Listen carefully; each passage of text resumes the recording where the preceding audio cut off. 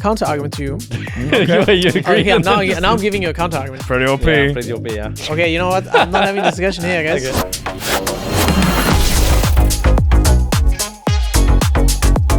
Welcome to the LEC Podcast. We got Labrov and BrokenBlade from G2 Esports. We're going to talk about so many fun topics. We got a lot of things planned here. Talking about Wait, Jack. Is this conversation actually encrypted? Wait, what about our hot takes? Are they safe? Yes, Finn, they are. Thanks to our partner, ExpressVPN. Visit expressvpn.com/LEC to get your exclusive LEC offer from the #1 gaming VPN. Signing up today will unlock Hextech chests, giving you access to in-game champions like Aurora and Xin Zhao. Remember, the rewards will vary depending on the plan that you choose. So I wanted to ask you guys about the LEC. How is it currently looking? Really wanted to talk about and just get your ideas on how this weekend went for you guys. You guys just came off a nice win against Navi, although mixed reactions. I would say nice. I mean, the first game was not the great. Okay, Yeah. do you want to start in the game one? Because every single time they were first in the river, and you guys are standing there. Guys, we can't walk into the river when they're first in the river. We're just gonna go force Baron, and you guys have like a Jace, Siggs, Victor comp. I mean, for us, it was like we cannot enter the area. Yeah. So we wanted to pressure the Nash area side, I guess, and Xin Zhao can actually tank it. And in between, we were looking to poke them. I mean, I think we actually played that pretty well. I think they missed a lot of opportunities on side lane. I mean, it was very easy to die this game, which happened already a lot. I feel like if they built on that more, I think this game would have been much harder to win, because I think we had a mage mid, I think, and our side lane, and I had Jace, who was also very weak to Nocturne ults, and I was very far behind this game, so I think they could have snowballed off of that. They took the 5v5, which was very good for us. So the reflection afterwards is like, if this was a better team, maybe lose? Yeah, I mean, based on our early game, I think if Jace is 0-4, probably not winning. Yeah. Enemy Cassandra was a bit too tanky, but I'm happy. I think our mid game was good, and BB still had the strong morale, to keep poking them and doing his job. So respect. Yeah. What are your guys' thoughts on Navi? Because I think from our perspective, they were super exciting coming into the year, and then they haven't really. I mean, our read on Navi is that they're good at stacking Drakes. They're pretty good at being first on Dragon, setting up Dragons early, and then you're standing there and doing that setup. But all the other parts sometimes doesn't really work. I don't know what you guys read is on it. I mean, my read on them is I actually think they have good early games, and even this year, even this split and the last split, I think they play really well around Rilek, and he always seems to get leads. I feel like their mid game is not the best, and like late game, I remember even last splits, they had like massive gold leads, and they somehow kept losing games, like 10k ahead in Nexuses and like some really crazy things happening, But I think they're a very strong early game team. I just think their like mid game is not the best, and maybe team fighting. I mean, for me as well, I think when they came into the league, they had a lot of like these crazy flex picks in jungle, and it was very hard to draft against, as a top laner. If the top lane pick just goes to jungle, what are you supposed to? Aatrox and Bessa, all of them. Yeah, what are you supposed to blind pick? And I think as he was doing it a bit less, I feel like they lost a little bit of their spark, when it comes to like drafting. I still think they are playing, as Labrov said, a decent early game. But they are not the most experienced players, so I think it makes sense for them also to throw sometimes, but this is just something they will have to learn, and it just comes with experience. Yeah, experience. I heard Mentor had some thoughts on your laning phase. He called you a shit laner, bro. Yeah, I mean, obviously for me, yeah, I saw that. Obviously, I mean, he did give me credit, right? I mean, I wouldn't say like I'm the most dominant laner ever. Like I think I'm good at it. I think I know how to counterpick well. I do think I miss a lot of creeps when I'm not supposed to. That's something that I have had over the years. It's gotten a little bit better. I'm also aware of it. They put in the little Lacet indicator now. So yeah, I mean, I'm not using that. It's like confusing me, Hey, can we use it nowadays even? I think we can use it. We can use it. Yeah. But anyways, for me, the last years I have very much opted into like going a lot of like these frontline champs, tanky champs. I didn't really pick a lot of champs that win lane, and I feel like right now I'm in a phase of doing that more and like experimenting that aspect of the laning phase for top lane. And hopefully this will be a very good experience for me to grow as a player. Yeah, and how do you practice laning phase as top laner? Is it just 1v1s with other LEC top laners? Is it just spamming solo queue? Is it watching a lot of VODs? Good did you ask. Actually, I play a lot of 1v1s versus Mainter as well. I think he's a very promising player. You know, I have a lot of respect for him. He seems to be very try-hard when it comes to like wanting to get better. But most of the time it is 1v1s. I do about like 2 to 3 a week when it's like getting really heated, you know, in like the split, the schedule is getting tight. Most of the time it's just a lot of solo queue. Okay. Was that how you practice as well, Finn? I mean, me and BB used to do. I always did one once with like I did a lot with Chasey and Photon back in the days because BB was too cool for me. I mean, we did a few times, but it's quite nice. Sometimes you end up going into this super niche meta game when you play the same matchup like 7 times in a row. You start like getting into each other's head a lot, and it becomes all about getting that bush, and it becomes a little bit unrealistic. Yeah. About how it actually looks on stage, but it definitely can be super helpful doing one once. If there's a new champion or a new matchup you really want to practice, just knowing how to play those first 5 waves just makes a huge difference on stage. 100%.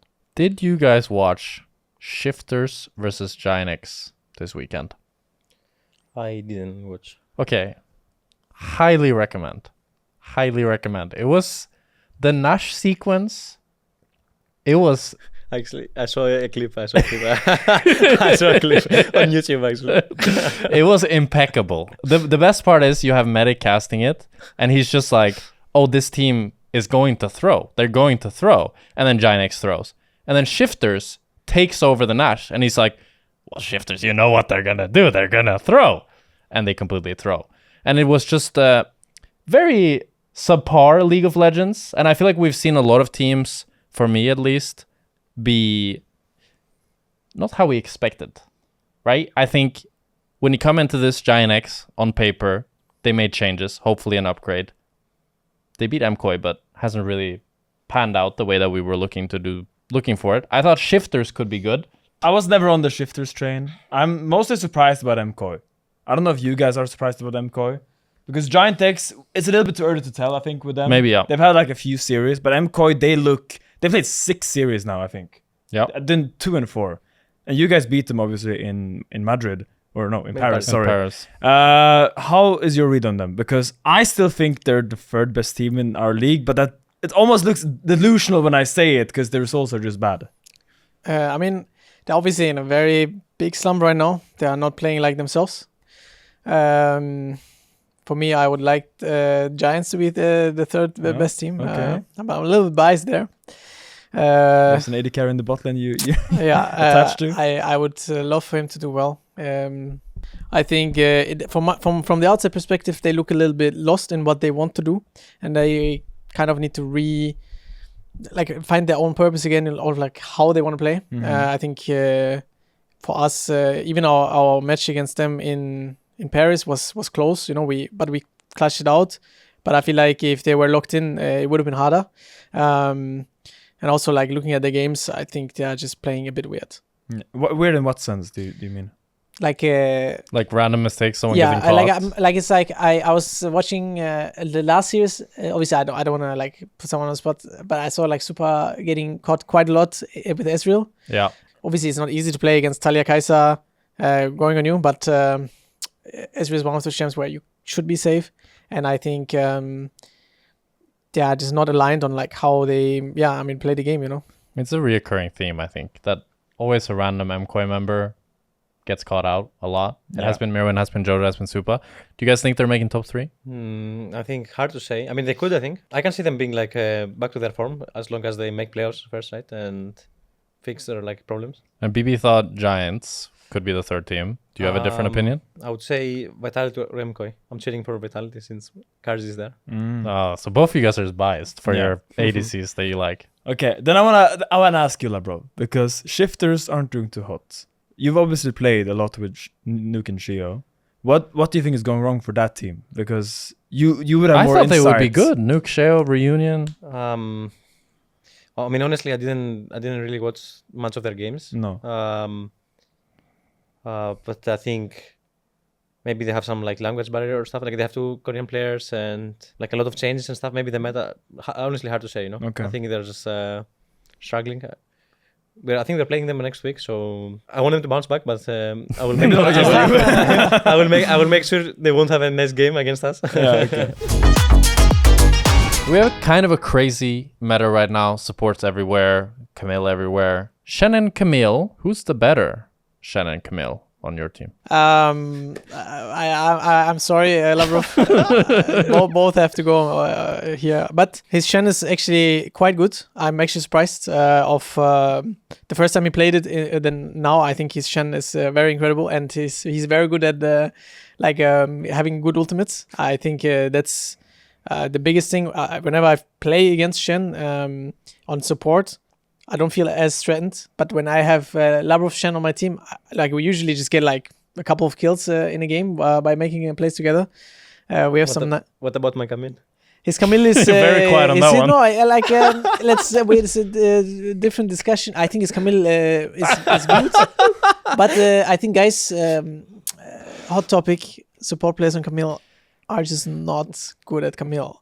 I get it. We've played like 500 games of Camille. Yeah. We like played all the shitty matchup. We played in the Renekton matchups, the Jax matchups. We've been through hell. And we had to theory craft how to. we had to figure out how can we go even against the Jax Renekton as Camille so we can blind pick this champion. And then we see the supports. They come in, they load into the game. They're the king of the castle. They can go to any lane level whenever they want to, and they just get so complacent. They think they can dash in and just one-shot someone, and then eventually you end up you're level 8, enemy carries a level 13. You go in, you just get one shot. Yeah, I mean, I think that's the biggest issue with this. I mean, Labrov can obviously give arguments for himself, yeah. But I think Bibi's a bit traumatized. I might have dropped some bombs with Camille in scrims, but I'm still confident on the champ. I remember I was spamming it in Korean solo queue, and I was like winning every game, in EU solo queue, I'm not having the same results, but I mean, we are a little bit better, maybe, so it makes sense.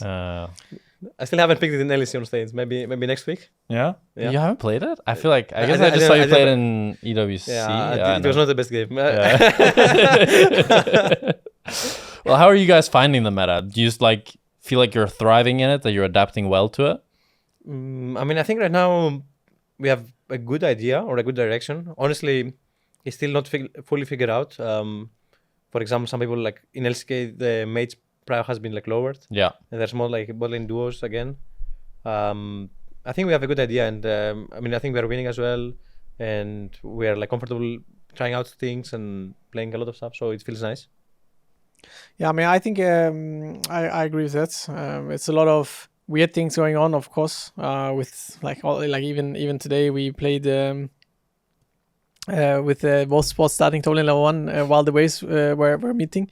And then there's it's a lot of invades going on. I mean, the worst thing is solo queue with this. Oh my God. If you play with field support, an enemy is on roll and he knows where to be, it's just not playable the game. And I'm not even I think that is the most annoying part, because pro play, I think you have the luxury of doing a lot of things because you're in a team and you can coordinate good plays. But in solo queue, if that is a thing and you're gapped on support, it's very hard to play and not enjoyable. And I think if the game is not enjoyable, that's a problem.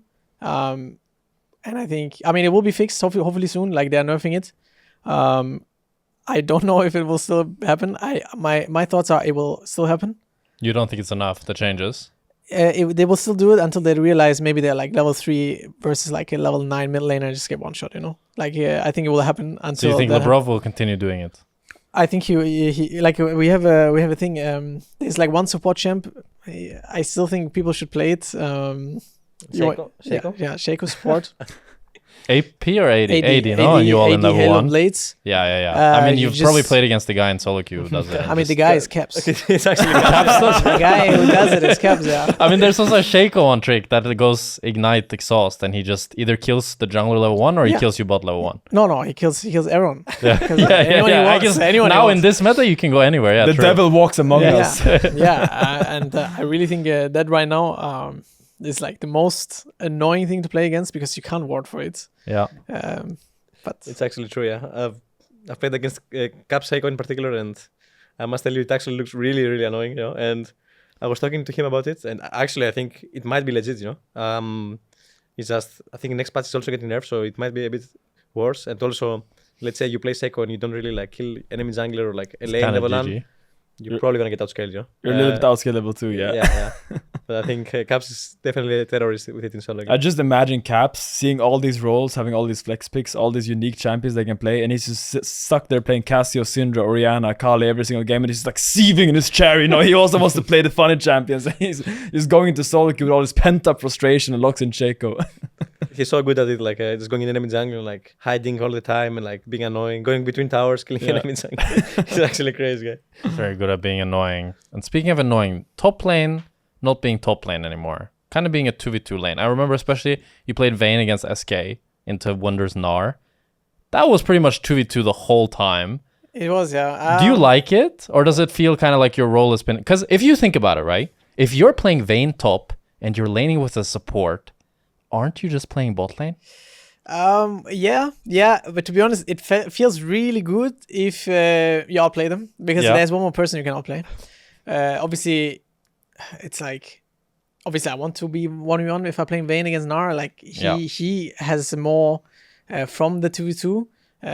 We are still winning. So I think the thing what is the most like interesting part is like a lot of things change, like how you trade changes. Yeah, I saw you trying to tumble in. It didn't work so well. Yeah, okay. To be honest, I do want to say my spot left me for a bit, but I think we won the 2v2 up until I was isolated. Obviously, it's on me, not on Labrov, because I didn't play safe. Good save. But I mean, I think it's fun. I don't think it belongs into the meta. No, I do want to say that.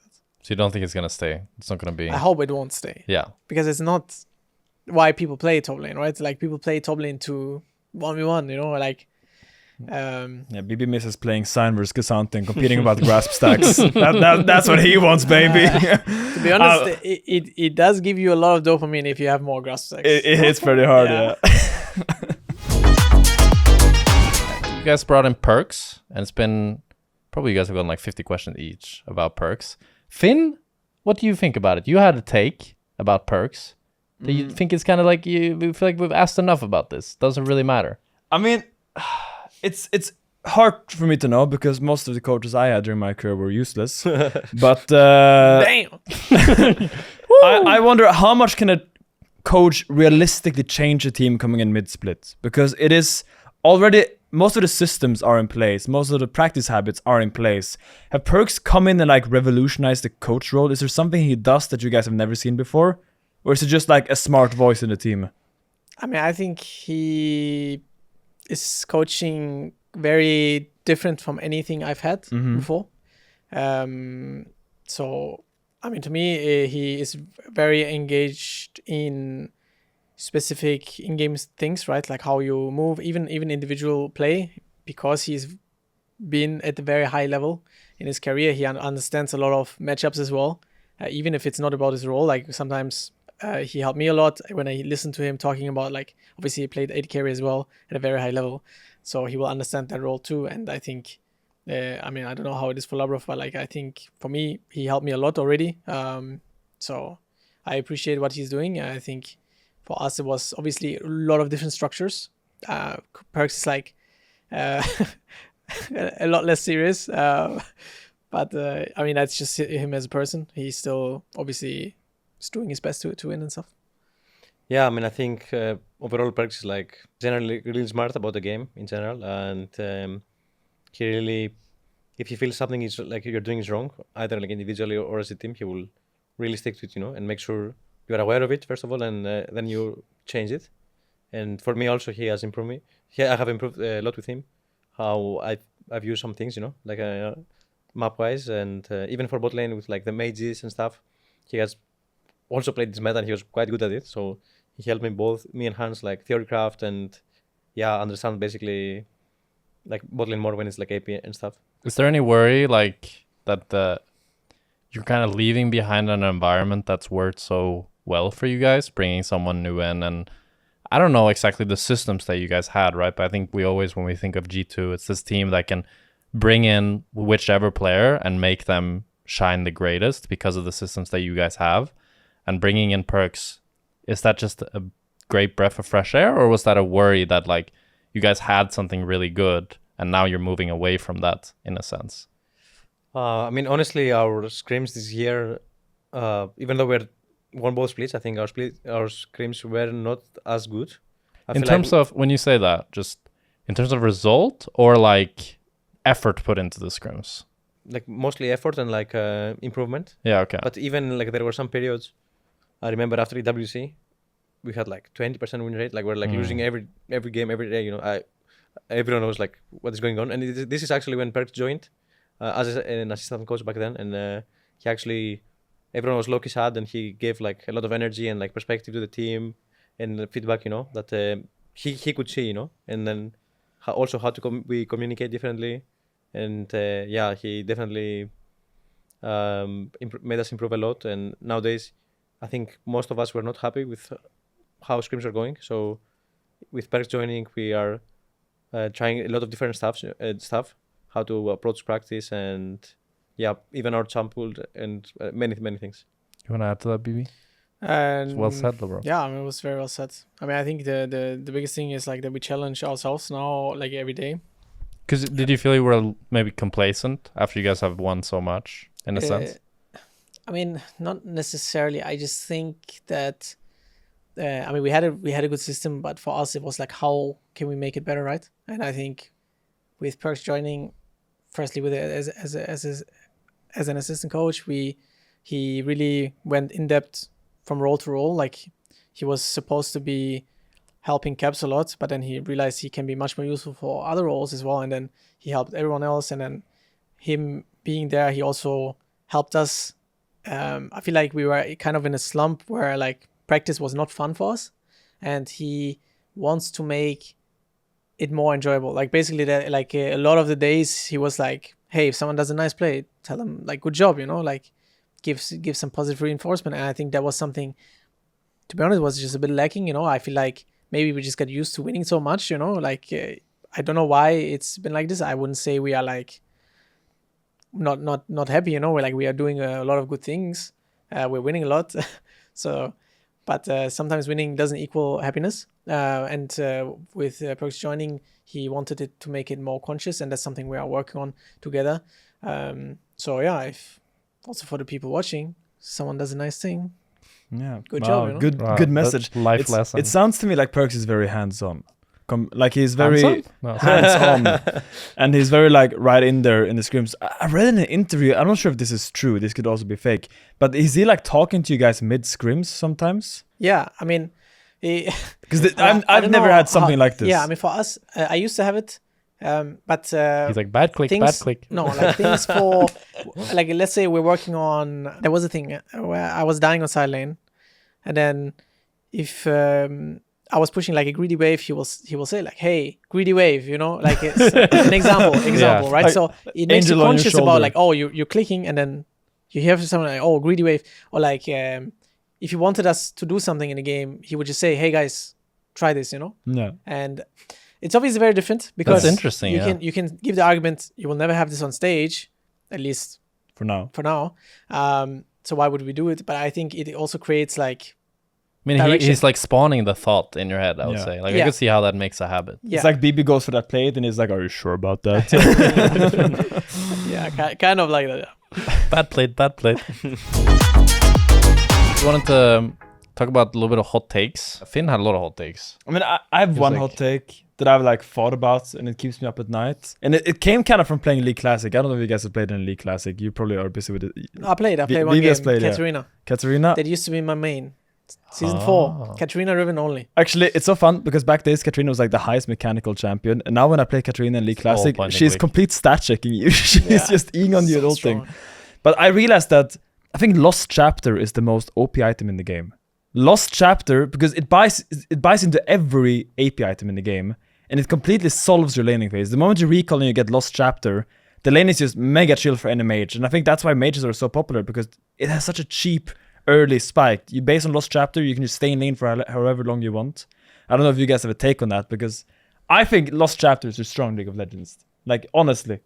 If we didn't have Lost Chapter, I think the mid lane meta would be so much better. You could play assassins, you can play War of Attrition, drain their mana pool, and when they're you can like push up, play more aggressive. I think it creates a more dynamic play pattern, but now no one goes anymore. I saw a variation of that take, which is that it was the first like mana-less champion that ruined League, because after that they felt the need to make mana champions never really have to worry about mana. Good take. Yeah. Very good take. I never thought about that. But I also agree with you. I think why to like also counter argument to you. Okay. you agree? Okay, now I'm giving you a counter argument. I just give it to because let's hear it about Proto Belt. mages like champions like Aurora buying Proto Belt, just never going Why? There's something wrong there, yeah. Like it shouldn't be. In my opinion, it shouldn't be like this. Obviously, I think mages should be buying mana because they have to throw a lot of spells on you. But at the same time, I also agree they never really go So I feel like in that aspect, there's no counterplay to that. Like I feel like mages should eventually go and when they go they will have a blue buff just spawning after I think it's 2 dragons, right? Like it's after 2 dragons, you get it for free. Free blue buff. As for top lane, you don't have an item like this really. Like you have like the tank item for the glacial something. Yeah. And you have tier. I mean, bro, our item is Spectre's Cowl. It doesn't feel good to base on Spectre's Cowl. Yeah. You go up against like an Aurora, you're playing something as Aurora, you base for Spectre's Cowl, you're still dying, like, or you're still getting poked every single way. To be honest, the item is strong, but it's like, it depends on which champ. Like on Galio, I'm happy buying it. Yeah. I mean, I agree with this. There's just something wrong with the Lost Chapter. I think maybe it should just not give you mana for leveling up. Yeah, to me, because I don't really mind Aurora rushing Proto Belt, because if you played Aurora and you spam all your spells in lane, you will go even if you rush Proto Belt. Like, I actually think it happens when you play Aurora. But like if a mage, I don't think Oriana's or Syndra's are rushing Proto Belt anymore. Maybe they are. No. Nah, they're all buying Lost Chapter, and it's just such an easy item to buy. But isn't it? I want to do a counter argument as well. Okay. Like, aren't we a bit like tinted right now because the meta is mages bot? Well, if we think about like for the past 5 years, yes, mages have been popular in mid lane, but we also had like a year of ADC's mid lane being the best. That is true. The only thing that hasn't been playing much in mid is assassins. That has been pretty rare. Yeah, but even in the AD carry meta, you still played Oriana into it. You can still play those. Yeah, but Oriana is like kind of a champ that's just always going to be good now. Yeah, same with us. Yeah, I feel like. Yeah. Also, for the assassins, they're just playing solo queue, and the only reason they work, I mean, I think assassin as a role is just a complete failure for competitive. Yeah, I think it's very fun for solo queue, right? I mean, obviously, people want to run around and kill people, and I think assassin does that role really well in solo queue. And like, for example, the talents, like you have to ban it. Like when I'm playing solo queue, I'm banning talent. I'm banning if I'm red side, if I'm blue side, I have to ban Vayne because top lane. If you get a counter pick by Vayne, it's like don't do that. But yeah, I mean, I think they need to change the role to make it viable and properly. I think the problem with assassins is they're only viable in the jungle, because like the problem with assassins is your lane shouldn't be very strong. You should be struggling under tower, and you have to wait for roam timers. But when you put an assassin in the jungle, they can just full clear the jungle and then look for gank opportunities. Yeah, or also have Red Smite. Yeah, Red Smite. It's pretty OP. Yeah, pretty OP, yeah. Pretty OP after all these years. Has a lot of things to say. Okay, Labrov, why do you hate Red Smite? Because it's too much damage? No, it's just the slow is just so random, you know? Like, you just get like... you just randomly get like hit by an Italy like trap, and then you just can't move and just get caught randomly, you know? Or like Zarvan flag is the same. That's really nerfed the Red Smite slow. It's crazy. Okay, I would be like as agitated by Red Smite if I didn't remember where we came from. If you remember a few seasons back, all the Red Smites, where I would be like a top laner, I'd be 2 levels up, I'd have one like half an item over there in the jungle. Like he would just plus ignite. Yeah, he would just Red Smite me and 1v1 me, and I could do nothing about it. So I'm comparing it to that, where it was way OP. So I'm kind of fine with this version of Red Smite. Yeah. I mean, I'm still like saying like Smite should not be able to be used on champions. Yeah. Because why do they have a combat summoner for free? Like I when I'm playing top lane, I have to use TP. Actually, you don't. I have to. Okay. Nowadays, not as much. You get a free TP, bro. I mean, you kind of have to go but TP. the TP is like 7 minutes cooldown. Yeah, it's like not. Okay. Yeah, but if you're gonna talk about also, free summoner spells, they nerfed the quest from top lane. The shield is just like barely there. 10 seconds, 15 seconds, maybe. I think it's like 7-8 seconds. I actually think it's not a nerf if you use it well. okay, if you use it well, if the enemy plays well around you, okay, you know what? I'm not having a discussion here, guys. Is this a reoccurring discussion? How do you use it well? You just gotta TP into the fight. You just TP, like imagine you TP in front of 5 people and your team is ready. Have you tried BB? They will be like, oh, he's in. That's true. Yeah. And then he just comes with like 600 shield and like, oh, nice, he has like a GA, you know, nice. Yeah, I mean, you can use it well, but they limited the possibilities you have with TP now. TLDR, you just have to play well now. Okay. How long did it lasted so long before? 30 seconds. 30 seconds, yeah. That felt really good. Also, I think like why is like when I'm TPing in like a quick discussion, when Rel queues you, she just takes all your shields. Yeah. Why is she allowed to do that? Like I'm really wondering. And then he's talking about Red Smite. Yeah. No, I get that. But Renekton does do the same thing. Okay, but Renekton is at least he's like a he's a fighter, right? He fights you. I Yeah. mean, if you think about it like lore-wise, like a Lancer is good against shields, no? Like you like pierce sure. the shield. Sure, that's fine. I think Blitzcrank ult breaking shields is kind of random.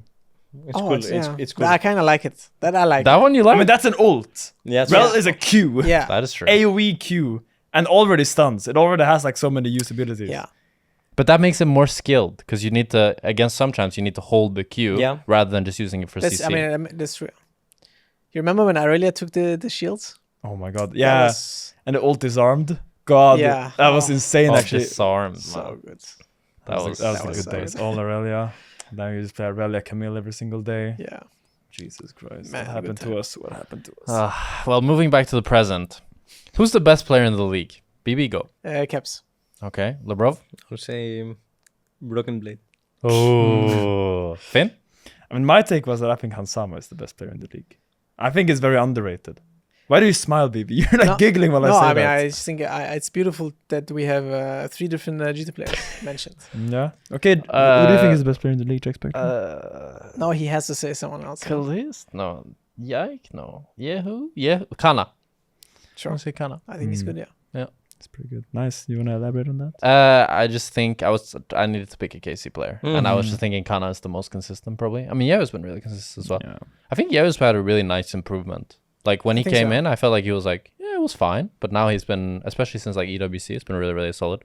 Yeah. But I kind of thought the take from Finn would have more of an effect. But I guess it doesn't really work with two G2 players. They're just going to agree. Yeah. Hansama is pretty good. Hansama is the best player in the league? Hansama is very good, yeah. And he's also like super tryhard as well. Yeah. Yeah. And yeah, like he's also, people, for example, were saying in the past that he actually has a very bad summon pool, you know? Like before I joined G2, there was this narrative, you know? But when I played with him, I was shocked, you know, actually how good he can play so many champs. And even now with mages, his mages are actually insane. I mean, you know, he played Syndra with me 2020. He was playing Syndra 2020 and he was really good at Syndra back then. I was screaming against him and I was just getting feasted by his Syndra, you know. And his Ziggs, and no one was playing them. Yeah.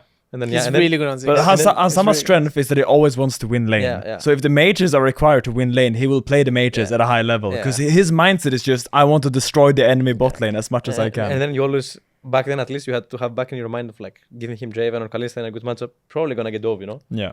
So just playing with him in general is just like amazing. He's so smart about laning as well. Yeah. So when I played with Hansama, it was a shock because I played with him. I've seen him in the studio and he looks like a little shy kid. But then when he was in game and he got a lead, he was like the dictator. He was the captain commander. He was just telling everyone where to go. You go this wave, you go that wave. I need you on this wave. He was so vocal. Yeah. I was so surprised that he was like, he had such a shy nature outside the game, but in game he was so confident in himself. Is he still this kind of player that just takes over games? I mean, it doesn't need to be in G2 as I was thinking. Yeah, I mean, I think right now with how the meta is, for example, like some games, but for example when he's like playing Ziggs and stuff, he's not talking as much when we're like ahead topside, but when he's playing, like for example when he was playing Lucian yesterday and he was ahead, he was like calling a lot, you know, and I think he can like fulfill both roles. So it's just, I think he's just like a full, complete player, you know, and it's so enjoyable playing with him. Yeah. It's nice that it just became like a Hansama Glaze. I mean, it was a fantastic teammate to have. Hansama was really nice to play with. That's great. Perfect I'm AD carry. I'm glad for you, Finn. I'm glad for you. Well, he's not here. So, well, do you guys have any other hot takes for the regular season? Anything that like... Yeah, I have. Okay. I think my hot take is... MK will not make it to the playoff. To playoffs? To playoffs? Yeah. Bro, this brother here has been talking about how they're going to be top 3 no matter what. But I'm just like you wanted to give me. Yeah. It's my hot take. But you can argue maybe for this hot take will give them motivation to try hard and prove me wrong. So you know what I mean. Like if you guys look at this, like I don't know if they will. Maybe they are super focused. I want to give you some context to their schedule coming up because they're playing against. I think it's Navi. Is it Team Heretics and is it SK? They're playing Navi. Yeah, you got that one right. SK and Team Heretics. Look at me, I know my prep. Yeah. Very good. Yeah. So they have a pretty easy schedule ahead of them. I mean, I wouldn't say super easy because I do think that Navi has good things and I think SK also has good things. Well, SK pushed you guys pretty hard when you played them. And I actually think that they, with the addition of Sokyu, they seem to play a lot smarter. Mm-hmm. Still not super insane, but I think they've been playing better. I think, obviously I don't want to talk down to a team, but I think Heretics will be the one that should be the easiest. They can drop these games, right? Especially with their form. Yeah, it is possible. I don't know how many they have to win or lose in this. They probably need to win 2 games to make playoffs. Realistically, maybe all 3. Because it's top 6 now, Yeah, and top 6. I think that makes it a lot harder to go into playoffs, right? What are your thoughts on the Madrid Roadshow hosted by MKOI if MKOI don't make it? That would actually be quite funny. That would be hilarious. Well, Finn, I thought you would cope more for MKOI here, because this was the guy that told me last episode that MKOI was going to do really good this split because Spain won the World Cup. Yeah, and MKOI would watch that and get motivation. Split is not over yet, buddy. Okay, to be fair, also in winter, we almost didn't make playoffs as G2, and we ended up winning the split. Yeah. So okay. That's what I'm talking about. That's just a fact. Yeah. I'm just bringing facts. Spain did win the World Cup. Labrov did just say that G2 was struggling in the beginning of winter and won the split. We were 1 game away from not making playoffs. Yeah. Saying. That's true. What is Labrov's hot take? I don't have one besides that maybe regular season is just overrated anyways. And you just need to make playoffs and then you can just win as 6th seed. So yeah, I'm cheering up MKOI. Don't give up. Respect. Nice. We gave them motivation in 2 different ways. You see this? Yeah. One is a negative motivation to like prove someone wrong, and one is positive. Yin and yang. You gotta have both. Yeah. Perfectly balanced. What would you like? How would you change? Would you want to change regular season? Could you make it less fake? Because we got best of 3s. That's what people were saying. Oh, it's the best of 1s. I mean, to be fair, best of 3s are a good idea. Like I hate playing best of 1s. Yeah. In winter, it was so stressful as well. We were good. Imagine we just randomly don't make playoffs. We just it would just be disaster. And I think also like last split as well. Like Vitality was like 8-0 or something. Like they mega stomping in regular season, and then they go playoffs and they don't win a single game. I just think regular season is like fake, and people shouldn't like overreact. But is it just because teams are like tryharding less, or what? I honestly I don't know. Just like what makes you guys usually better in playoffs than regular season? Is it like clutch? Everybody locks in. Just ramping up probably throughout the split and experience as well. Yeah. And like understanding the meta and feeling more comfortable playing on stage, like a mix of everything. I mean, I don't 100% agree with this take. It's a very hot take. I think with more like the best of 3s, it gets a little bit less of like random, basically. I also agree that BO1s, I don't think we should be playing that. Obviously, if you have to, we have to. But why we clutch most of the playoffs is because we have very experienced players. We've been through a lot of harsh series in our lives, and I think we understand the difficult situations very well,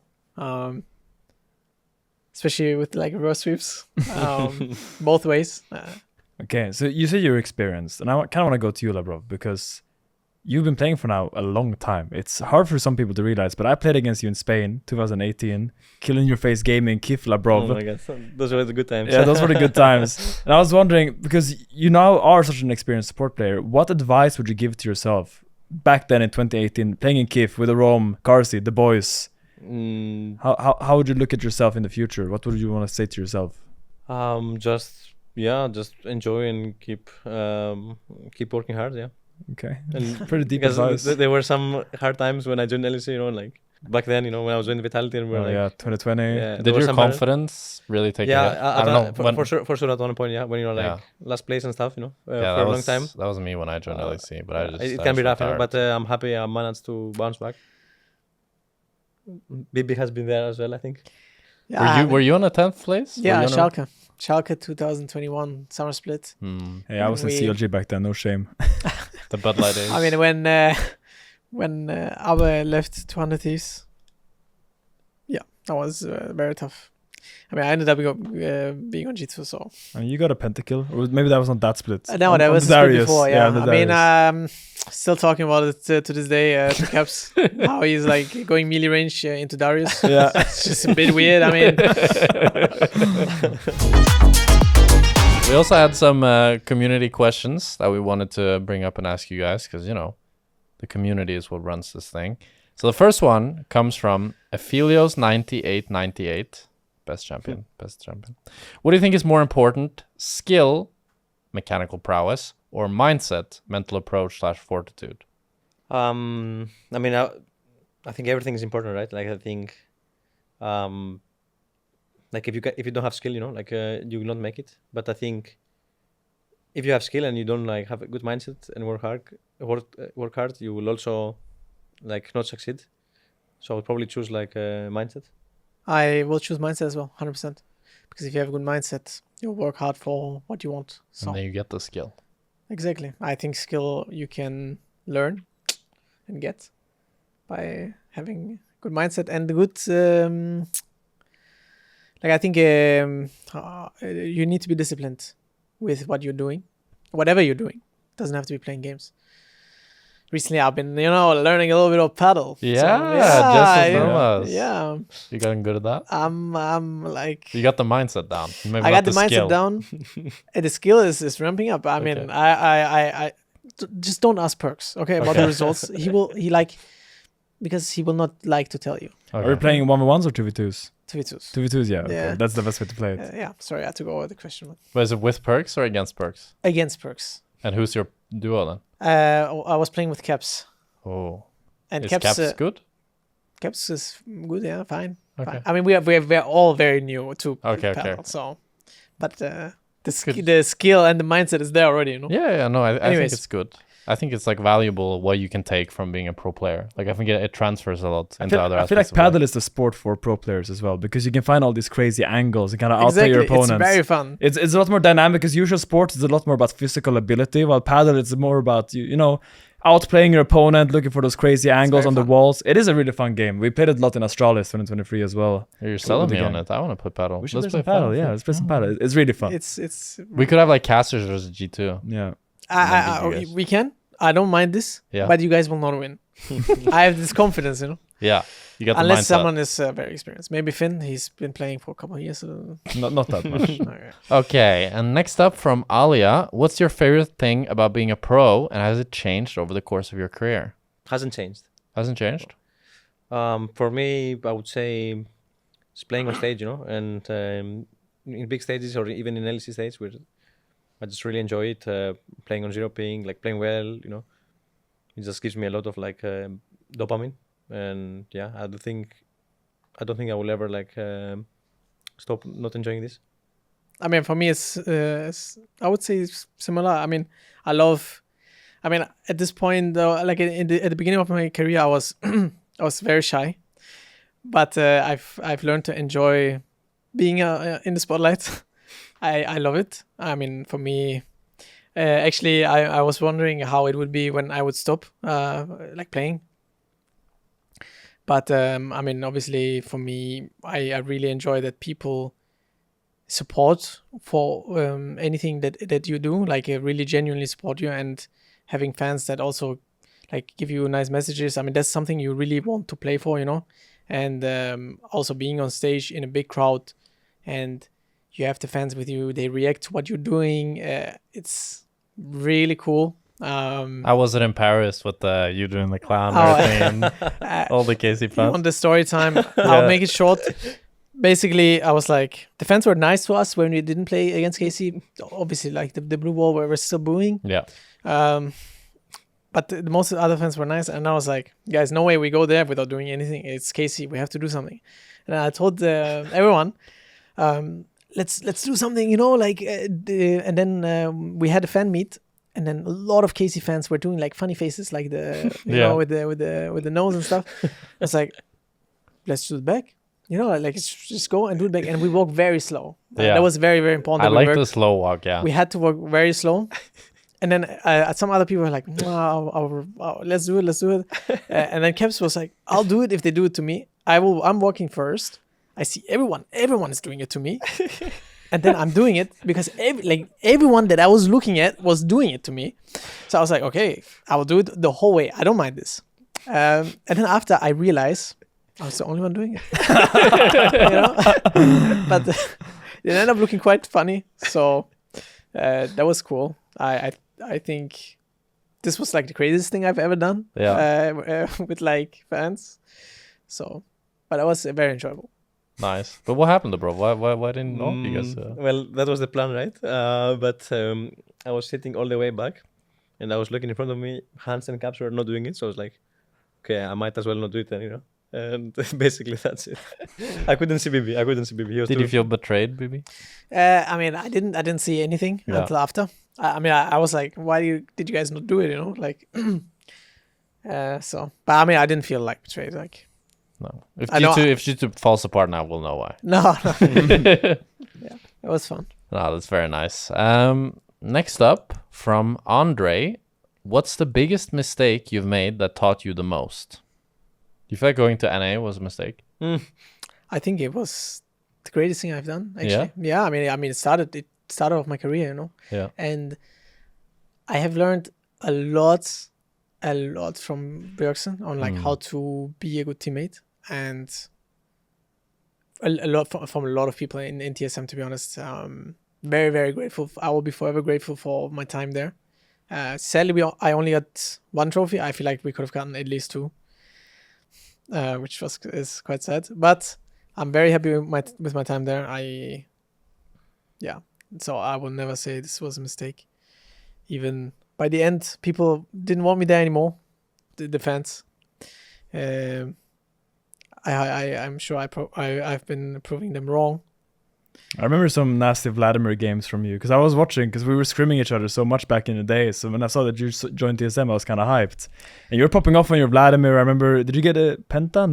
No, I got a quadra kill. A quadra kill, yeah. Yeah, the first game in finals, I got like a whole, it was like a crazy series I played. To be honest, it was very sad that I ended up losing it. I think quite sad, but. Not the biggest. The biggest mistake. I mean, it's like very hard question to answer. I feel like. Yeah, it's a hard one for sure. I mean, if I had to choose one, I would just say, like, don't be cocky in general.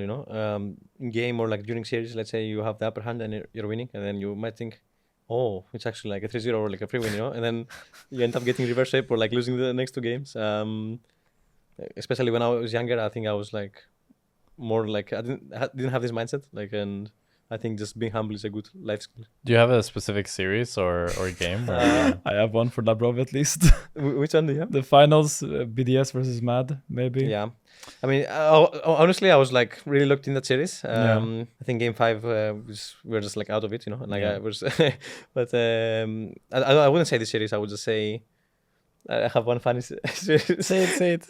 I think last year against like in MSI, we were playing BO5 against GAM, I think. And we were like winning like first two games we were like kind of storming, I was like, okay, probably gonna win 3-0. And then we go into game 3 and I remember like talking in drafts and we're like, oh, like we have to pick something, and we're like, oh, what, like maybe we should just play like MF Nico into like, or like something, I don't remember something specific into like Zyrak, and I was like, yeah, we can do it against this team, but against other team we shouldn't do it, And then I said this, knowing like it will be a free win, and then we ended up like losing this game, and the next game we got mega stomped game 4. So I was like starting sweating, I was like, okay, I will never be cocky again in my life, Like, we came to game 5, but we managed to win. You won the series at least. Yeah, we won the series, yeah. But it's not such a recent thing. Like back in the days, you were actually very. I mean, chill. even like I would say, even in solo queue, like when I was younger and stuff, but that was the most like recent and like strong example. Good won this, but in the end we won the series and the good. Would you say school phobia was very chatty in solo queue? Maybe when I was like 17 or something, but like 7, 8 years ago. But now I'm a major guy with no chat on. And I recommend it to people. Yeah, it's very good. Even to my fellow top laner that he's like complaining about solo people like typing nonsense, and like to all the people hearing us and they gonna focus on going pro or like try harding in solo queue. Like usually people are what they type, like 95 or 90% of this are useless. People don't really time in solo queue, barely time. So I would just say don't chat, like don't even like turn it off, because for me I just lose focus when people are just like perma flaming or just saying nonsense, So that's what I would recommend. Do you still think solo queue is very useful as a pro player? Because in the past, for context, Labrov was like always rank 1 as the support. You were always super high in solo queue, I remember. But these days, like, do you still put that high emphasis on solo queue that you did in the past? I mean, I think it's good to personally feel like you are on a good like mechanical shape, and especially if you're gonna practice a new champ, like Camille for example, it's good to like play it a lot and feel comfortable on it. I think back in the days, like for example, like high rank challenger was like always, if someone was like had a lot of LP, he would usually mean he's really good. I mean, nowadays with like 4,000 LP and 3,000, and like I think it's a bit inflated, I think there's a lot of people like 1.5k LP, 2,000 that are like not as good, like basically now the LPs are a bit of an illusion, I think, in US solo queue. I think maybe Riot should rethink their approach, but I think it's definitely still useful to play a lot and feel comfortable. Yeah, you don't like the inflation. You don't like. Yeah, I mean, you don't want 10,000 LP. I don't want like 5,000 LP, rank 4,000 LP rank 1. Like a bit sus. Yeah, I completely agree with that. I think that's fair. You didn't answer though. What was your biggest? I have. You thought of I have one? the answer now. Yeah? I mean, it was it 2019 or 2020? I think it was like around that time. I mean, actually, both years.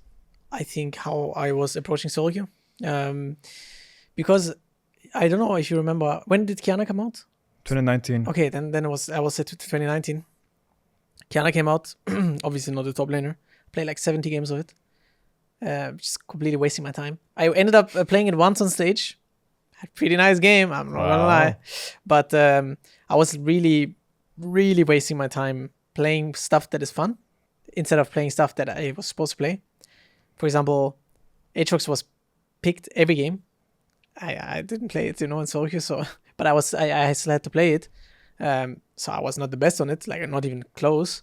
Most of my games I've played Aatrox were in NA, and they were just not solid, and I feel like maybe I could have gotten a bit better performances if I took solo queue a bit more serious. And I think I'm really good at this now. Sometimes I'm losing it. I'm going to be honest, guys. Sometimes I need this for fun game. When 5 games in a row, I have some people typing in chat, and the games are not going as I was. Listen to LeBron. Yeah, he doesn't listen to me. Like... and then he ends up playing Master League Top and griefing. I okay. You know what the worst thing is? I'm looking before I'm casting your game, and I'm like, BrokenBlade is playing Master League Top in solo queue. Is he going to bring it out today? But now I know I'm not to trust you. Okay, Masi top lane. Let me tell you what happened. Just very, very quick. I'm playing Masi top lane. I have Shaco support. Completely grieves me. It's not caps. Enemy support. Yes, it was not caps. Enemy support is top lane. I'm 0-3. I'm 0-3. Enemy support. I still solo killed enemy top lane, and we ended up winning the game. So maybe I will. I think your stat line was 4 and 8 at the end of that game. I won the game. Yeah. Are you watching? Yeah, like the boss played. The boss played in the LEC, right? Yeah. He already like you as a fellow top laner, you should know that stats are just numbers. It doesn't always say how good you played. Yeah, but there's context. There's context behind stats. You kind of don't want to die as much. Yep. But when you play a character that can offer a lot to a team comp, like a Cassante or like a Gragas, stat line doesn't matter. But Master Yi, I don't really know what he does when he's behind. That's kind of what I'm questioning. I'm not questioning the stat line, more the champion and the stat line. I did win the game. Yeah, I must have done some. Yeah, I believe you. I believe you. Did you win the lane as well? No, you were 0-3. Okay. If I'm 0-3 because enemy support is permanently in my lane, and I kill him, for me that counts. I won the lane. I am sorry. For me that counts. I won the lane. No, I believe it. You heard it here first. BB believes Master G top is really good, and we're gonna see it in LEC soon. Well, don't I mean, never say never. You know? Yeah. Shake with support, Master G top. We're getting all the good strats. Yeah, guys, I'm just saying. Do you want to say your biggest mistake, Finn? Was it for you going to NA? My biggest mistake was taking a big paycheck and going to NA to a really bad team. Kind of hindering my development in Europe, I think. That was a pretty tough year, playing in CLG. To be honest, I think that roster on paper looked quite good. You know, Broxa, Pobelter, Smoothie. You know Smoothie? Yeah. Andy, my boy. Yeah. And still Wild talk to Turtle. him to this day. Yeah, he's such a sweet lad. Yeah. But yeah, going to NA definitely was a big mistake for me. I should have just stayed. I had a few offers in EU that I just kind of declined to go to NA, and don't recommend it. Labrov, don't go to NA, okay? Yeah, you stay in Europe. Okay. I don't think that's really a thing anymore. No, it's not really a thing Actually, anymore. true, Yeah, but back then it was a big thing. Like, do you go to NA? Do you stay in Europe? It was a very big dilemma for a lot of pro players. Yeah, that's fair. My biggest mistake was being bad. Aw. But then also I had a really bad debut, and then I got in my own head and would read a lot of social media. You also got a lot of. You got I think really that's a unlucky very with your big- career. I had a pretty. I would say my team was bad, right? I was bad as well. I wouldn't say I was good, but my team was bad. But then I kind of lost the confidence from that as well, and I had such a good.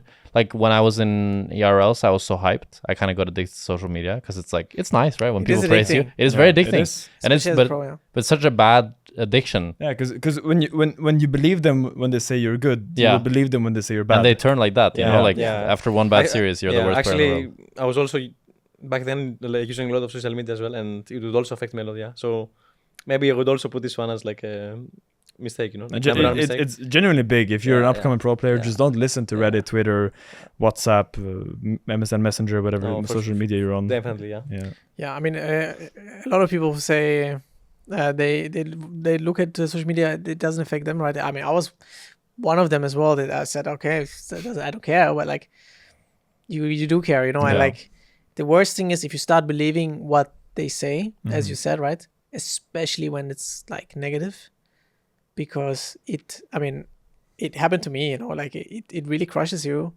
and it happened to me. Was it last year MSI? It was last year's MSI. I had a very terrible MSI. I was super down mentally, you know, and to bounce back from that, it really takes a lot of things to happen. You obviously need to have also very, very kind teammates to also talk to you, you know, I've had a lot of help from that. And I mean, social media is dangerous for sure. It can be very nice, you know, but how are you able to? I wasn't really able to bounce back. I felt I don't know. I also kind of lost the enjoyment of competing. I felt because my goal and my dream was always to reach LEC, and then when I reached it was the worst part of my life. So I was like, oh, maybe I don't want this. But how were you able to bounce back? Because I feel it's harder to get back to where you were after you've been down rather than getting there in the first place. I mean, it's just that your own voice needs to be louder than everyone else's voice, right? And the most important thing is that the people around you give the reinforcement, and you yourself. If you yourself, you say, I'm not good at a specific thing, you will start to believe it sooner or later. Yeah. But it also goes the other way. If you feel like you can become good at something, you can do it, you know. I mean, for example, with me playing Rumble, right? A lot of people were like, he can't play it. Eventually, I was like, okay, I will just start learning it, and I will do it. And eventually I ended up playing it, and people were banning it, right? The international teams were banning it against me. So I do think that was a very, very big success. It was also very important for me to prove not to anyone but myself that I can do it if I want to. And I mean, I think it's really just about mindset, as we were discussing earlier.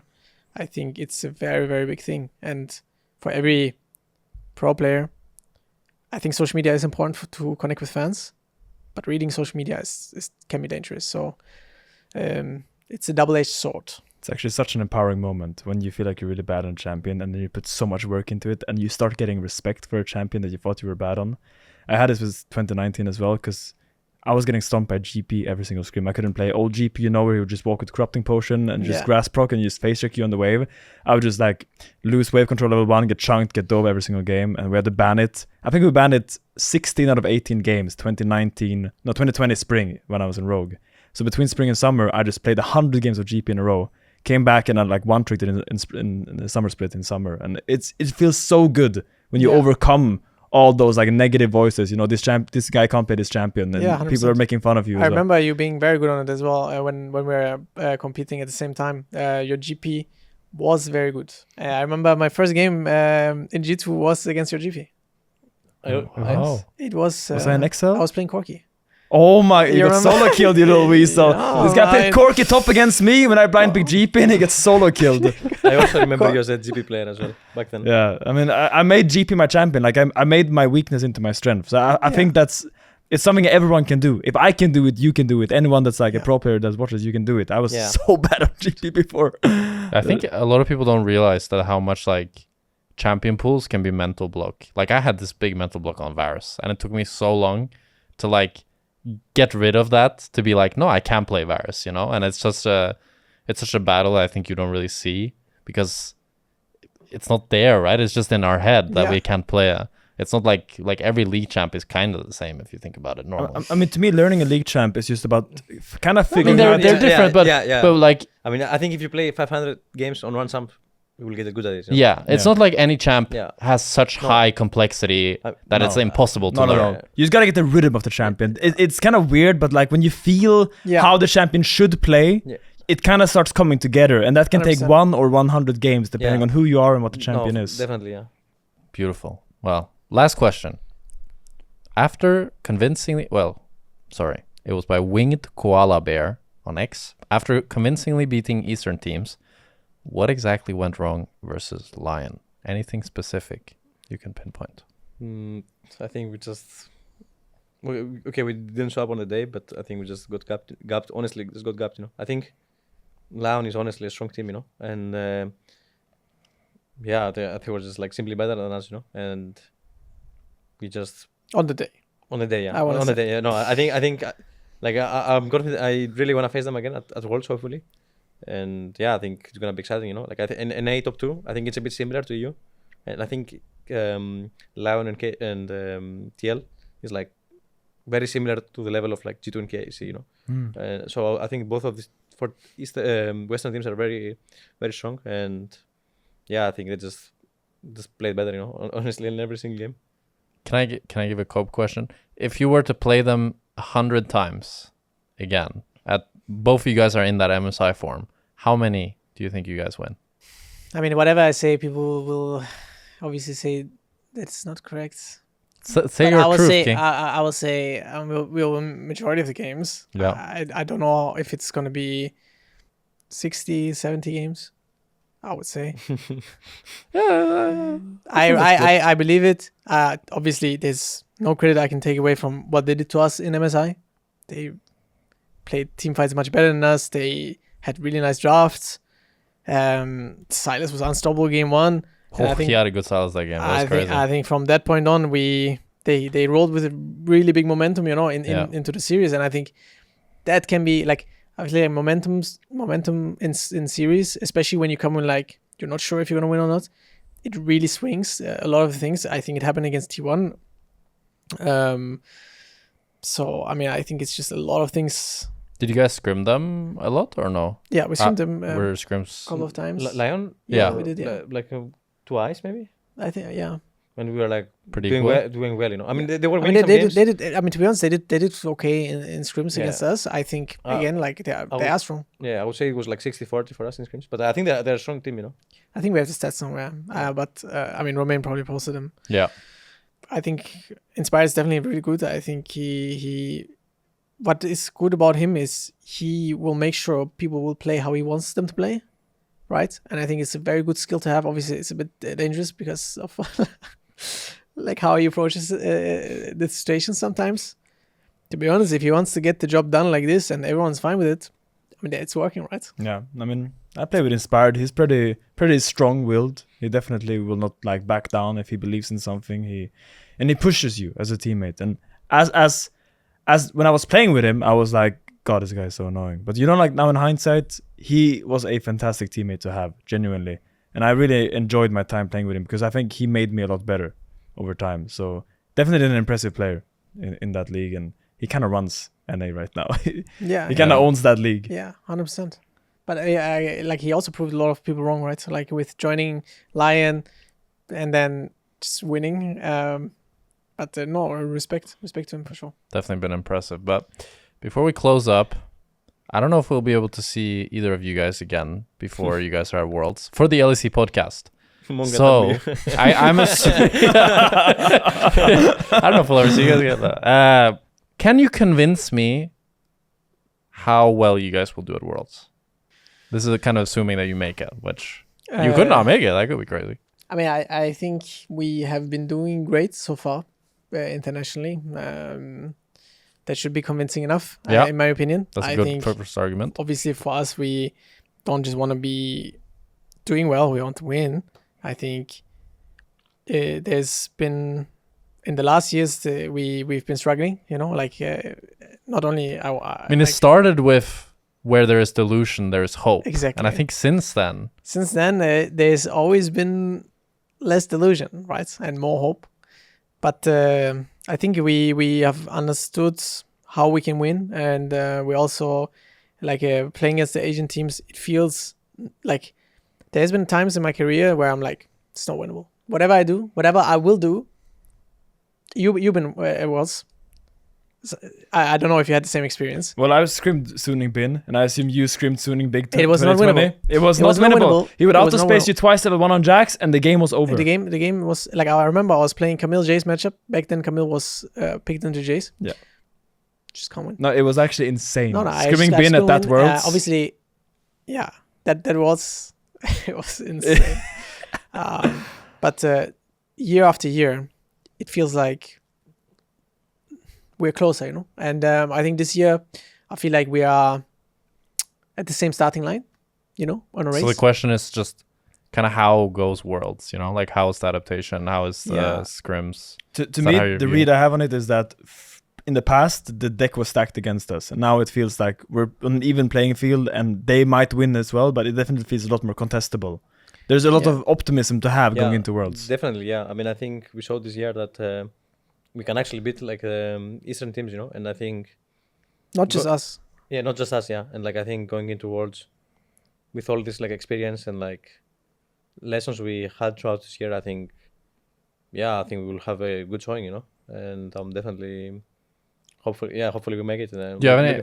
looking forward to this. Either of you have any expectations for Worlds this year for yourself? Well, we or don't whatever have happens? Expectations. Yeah? It's been engraved into our souls. To not have expectations? Yeah. Oh, okay. You want to know why? Sure. You didn't ask me so. Well, if you have expectations, like for example, I expect to win, and then you don't win, the bounce back you're gonna have to have is much higher than if you just go in with no expectations, right? Yeah. And we learned this from our great performance coach, Isma.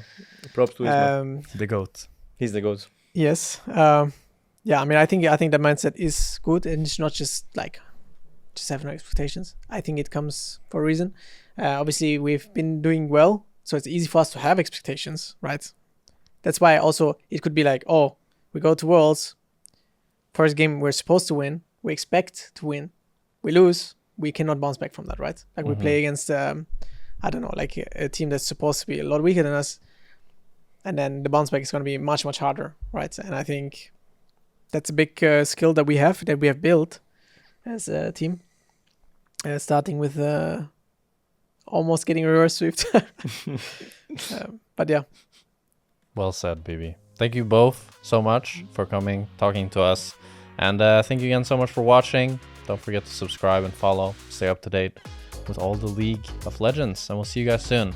Thank you. Thank you. And again, thanks to our partner, ExpressVPN. Visit expressvpn.com/LEC to get your exclusive LEC offer from the #1 gaming VPN. Signing up today will unlock Hextech chests, giving you access to champions and skins like Aurora and Xin Zhao. Remember, the rewards will vary depending on the plan that you choose.